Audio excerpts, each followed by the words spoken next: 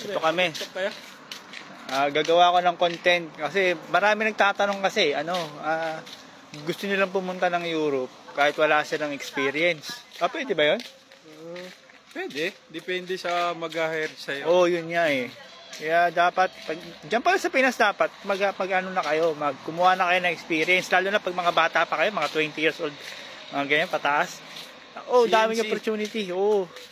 Skill kunin nyo, kung sa Europe kayo, kasi taas ng bigayan. Mga CNC, mga skill, mga ganon. Diba?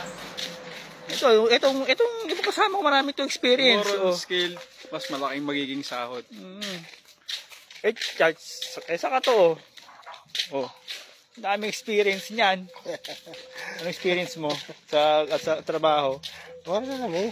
Sa construction, sa pagpipinta, factory, di ba? Madaming etcetera.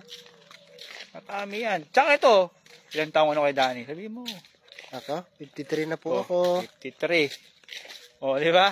Nakapunta pa ng Europe basta. 53, nag-grind sa Europe. Nag-grind. Isipin nyo yan. Nag-grind. Yun lang yung buhay. No? Walang imposible pag gusto mo. Ganun lang. Tapos siyempre, hahaluan mo ng dasal. Tsaka faith siyempre. No? Manalig ka lang. Ganun lang. Sige. Tumama ka sa mga mamaya.